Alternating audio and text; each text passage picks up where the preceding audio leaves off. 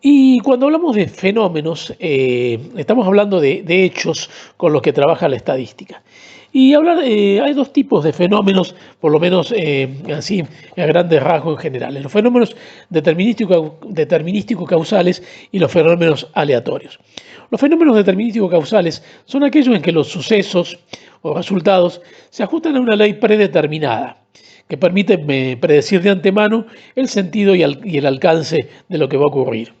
Esta situación, un químico, por ejemplo, ante el fenómeno de combustión, podrá prever la cantidad de moléculas de dióxido de carbono que se van a generar en ciertas combinaciones, o en el caso de la física, un objeto que cae en caída libre necesariamente va a tomar la aceleración de la gravedad. No se va a detener en ningún momento la caída o va a perder velocidad, simplemente va a caer con la aceleración de la gravedad. Los fenómenos determinísticos causales siguen entonces una relación causa-efecto que es inmutable, siempre se va a dar de la misma forma. Por el contrario, los fenómenos aleatorios son aquellos en que los sucesos no siguen una ley definida que permita predecir de antemano su sentido, o sea que están sujetos al azar. El lanzamiento de dados y de monedas, el caso más típico de fenómenos aleatorios. Nosotros arrojamos un dado, el resultado es impredecible de antemano. Los fenómenos aleatorios, por supuesto, son los que realmente le interesan a la estadística. Son fenómenos también llamados estocásticos y bajo situaciones idénticas pueden obtenerse comportamientos diferentes. Si se estudia una unidad de consumo respecto al ahorro, vemos ante situaciones similares distintos comportamientos. Eso sería para el caso de la economía. Y en el caso de nuestra carrera, lo que nos ocupa, el simple nacimiento de un animal, no te podemos predecir de antemano cuál va a ser el sexo. Ese sería un fenómeno aleatorio. Los fenómenos aleatorios entonces son los que realmente interesan a la estadística. Y un término básico de la estadística son los datos estadísticos. En general, un dato estadístico es el resultado de una observación efectuada sobre las características de los elementos de una población. Por ejemplo, nosotros vamos a medir el peso de una cierta muestra de animales. Cada medición que hagamos sería un dato estadístico. La temperatura de cada uno de esos animales en un estudio de salud sería un dato estadístico. O sea, los datos estadísticos son simplemente observaciones, el resultado de observaciones. Los datos estadísticos están sujetos a tres condiciones básicas: comparación, análisis e interpretación. ¿Qué queremos decir con esto? Vamos a suponer que a nosotros se nos dice que el peso de tres animales tomados en el día de la fecha son tres valores definidos. Esos serían tres datos en sí, no para un estudio, por ejemplo, de rendimiento de peso, no serían relevantes. Por el contrario, no serían datos, simplemente porque no hay un marco de comparación. Ahora, si esos tres animales le tomamos el peso hace un mes, hace 15 días y en la fecha, ahí sí podemos hacer una comparación del cómo fue la evolución de esa variable, cómo fue la evolución del peso, y a partir de ahí tomar conclusiones. Entonces, la primera conclusión para que ciertos valores puedan considerarse datos estadísticos es que puedan seguir un criterio de comparación, que puedan ser comparados entre sí. Si no, estaríamos hablando de datos sueltos que no tendrían relevancia para el estadístico. A partir de ahí, el análisis y la interpretación serían los pasos siguientes para trabajar con esa masa de datos. Entonces, que queden claro que para que un valor sea considerado dato estadístico tiene que cumplir con estas tres condiciones básicas. Y llegamos a un concepto fundamental de la estadística, que es la población o también llamado universo. Que una población, todos alguna vez hemos mencionado una población, el conjunto total de elementos a que se refiere la investigación. O dicho de otra forma, un conjunto de datos individuales, personas o cosas acerca de los cuales se desea información. Una población puede ser personas, animales o objetos inanimados, pero sí que reúnan una característica bien definida. Una población en general puede ser finita o infinita. La población finita es aquella que tiene un número determinado de elementos, por ejemplo, la cantidad de animales en una manga. Una población puede ser finita, definida en ese mismo momento, o puede ser cuantificable. Podemos hablar de los animales que pasan por una manga a lo largo de un día. No la tenemos instantáneamente, pero sí al final del día podemos hacer el conteo general. En cambio, una población infinita es aquella que comprende un conjunto ni determinado ni determinable de elementos. Por ejemplo, si decimos simplemente la cantidad de autos que pasan por un puesto caminero, sin especificar un intervalo de tiempo, va a ser una cantidad infinita justamente porque no tiene un límite. Entonces, queda en claro que la población es el conjunto de elementos con una característica determinada al cual se refiere la investigación. Puede ser finita o infinita según pueda o no ser cuantificable. Y del concepto de población vamos necesariamente al concepto de muestra. ¿Qué es una muestra? Una muestra nosotros la tenemos bien vagamente definida, por lo menos tenemos una idea siempre de qué es una muestra. Una muestra es una parte de la población, un subconjunto de la población. ¿Por qué una muestra? Porque generalmente se hace por cuestiones de costo, por cuestiones de tiempo, imposible trabajar con la población completa. Y aquí un concepto fundamental y básico. Un estudio estadístico sería perfecto si pudiéramos trabajar con toda la población. Si el estudio se pudiera hacer sobre todos los elementos que componen la población, el estudio sería mucho más completo. Pero generalmente, en la inmensa mayoría de los casos, cuestiones prácticas, cuestiones de economía, cuestiones de tiempo, nos impiden poder contar con esa masa de datos. Entonces lo que hacemos es tomar una parte de esa población. Ahora bien, esa muestra, o sea, ese subconjunto de la población, tiene que ser representativo de la población. ¿Qué significa que sea representativo? Significa que sea lo más, el reflejo más fiel de las características de la población. Ya más adelante vamos a ver algunas técnicas, algunas formas de seleccionar una muestra, justamente para atender a que sea representativa según las características, según las particularidades de la población. Pero en general decimos que la muestra es un conjunto de la población y que debe tener un carácter representativo, o sea que debe estar en ella reflejados todas las características generales de la población.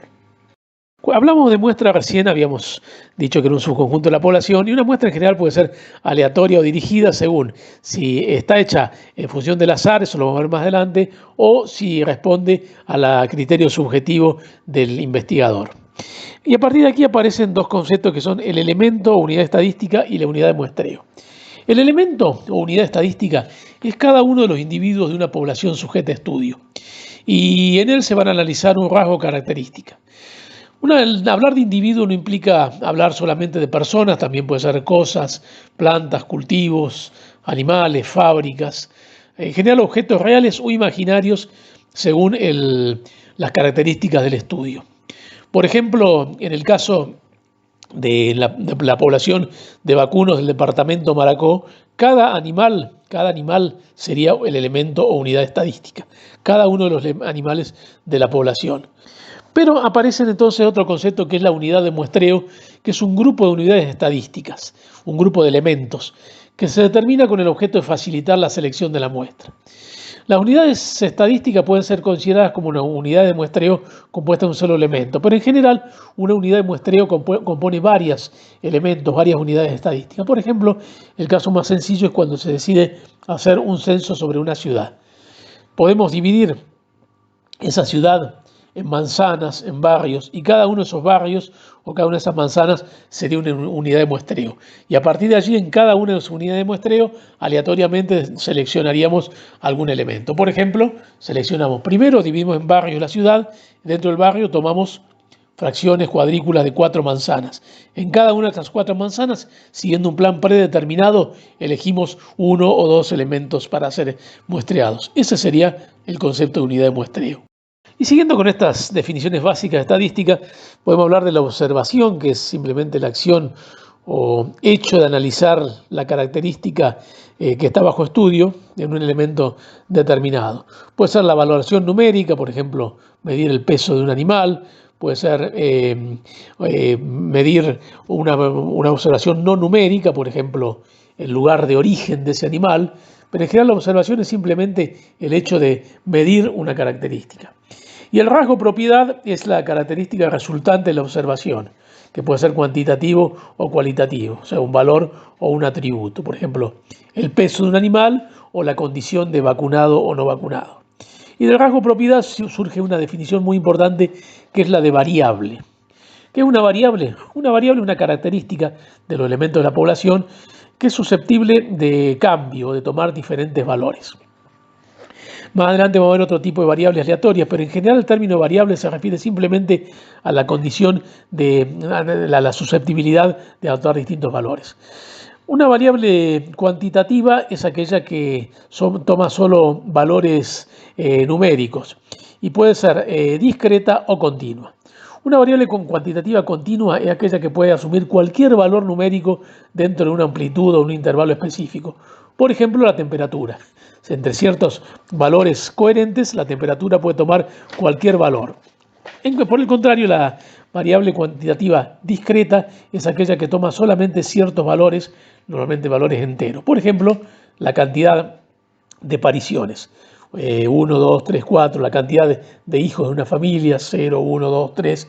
O sea, la variable discreta solamente toma valores enteros. Así estamos hablando de atributos, serían las variables cualitativas.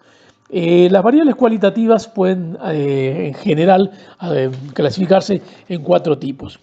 La variable cualitativa geográfica es aquella que está referida, obviamente, a un lugar. Por ejemplo, el departamento de procedencia de una caravana de animales. La variable cuantitativa temporal nos habla de tiempo. Por ejemplo, año de nacimiento, mes de nacimiento, hora de observación. La variable dicotómica es aquella que solamente acepta dos valores cualitativos. Por ejemplo, el sexo, macho o hembra. Por ejemplo, la condición vacunado o no vacunado. Cuando la dicotomía se refiere solamente a la existencia de dos valores. Y las variables cualitativas, que no son ni geográficas, ni temporales, ni dicotómicas, son las propiamente dichas. Se refieren simplemente a un atributo. Por ejemplo, la condición de la raza de un animal. Una variable cualitativa propiamente dicha puede ser ordinal cuando hay un orden lógico en las mismas, o no ordinal cuando no siguen un orden lógico y se las puede calificar según ciertos criterios arbitrarios, por ejemplo, o por una cuestión alfabética. Pero en general las ordinales son aquellas que pueden ordenarse, por ejemplo, según niveles de calidad, y las no ordinales las que no siguen un orden, por ejemplo, lo que decimos recién, la raza del animal. Cuando al principio hablamos de la historia de la estadística, habíamos hablado de relevamientos censales y aparecía la palabra censo. Un censo en general es un estudio estadístico realizado sobre toda la población.